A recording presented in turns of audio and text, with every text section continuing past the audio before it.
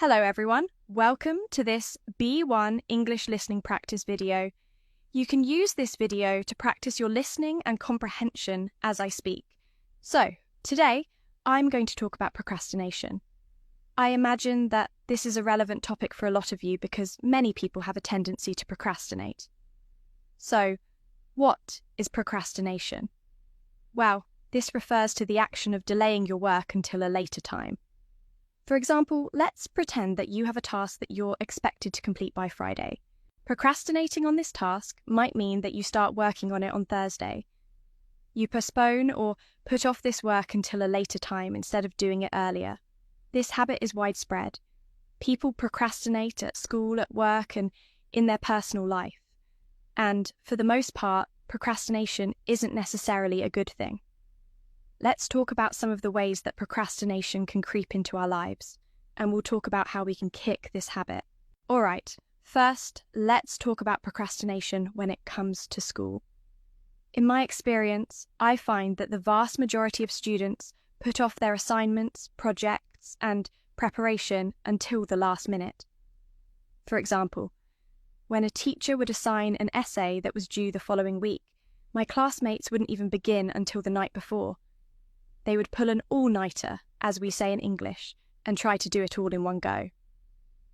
In this area, I can honestly say that I never procrastinated, but I was practically the only one. When I was given an essay to write, I would split the work up evenly and write a little bit each day. Let's say I had 7 days to write an essay, and the essay was supposed to be 10 pages long. What I would do is divide 7 by 10, which is 0.7, and I would use that as the metric to know how much I needed to write each day. I'd write 0.7 pages each day, and then, by the 10th day, I'd have my essay finished. Instead of cramming all my work into one day, I'd space it out in a way that felt much more manageable. I never stressed out about having to do a ton of writing on the last day.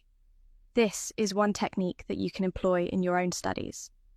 Try to do an equal amount of work each day, and then you won't have to work against the clock to try to get your whole assignment or studying done in one night.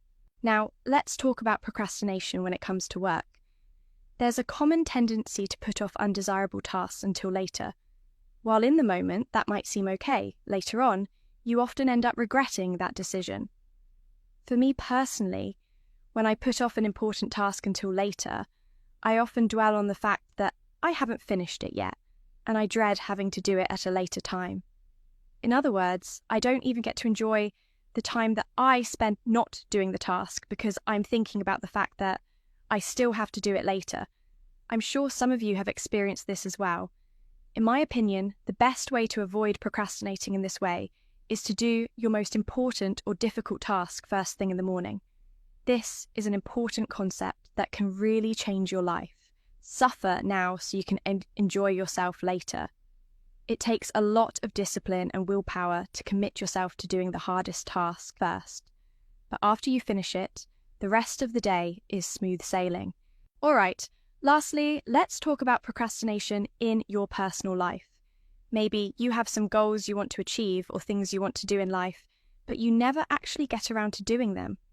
Well, one thing you can do to change this is to be more specific with your goals. For example, instead of having the goal to get good at English as soon as possible, make your goal measurable. How about be able to hold a conversation with a native English speaker by the end of the year?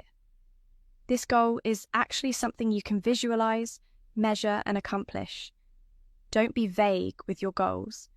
In this way, you can actually plan and take steps towards this concrete objective. Okay. Now, I'm going to ask you 3 questions about today's video. Write your answers and a comment down below. 1. What is procrastination? 2. What's one way to avoid procrastinating at work? 3. How can you improve your personal goals? Okay, that's all for today. I'll see you next time.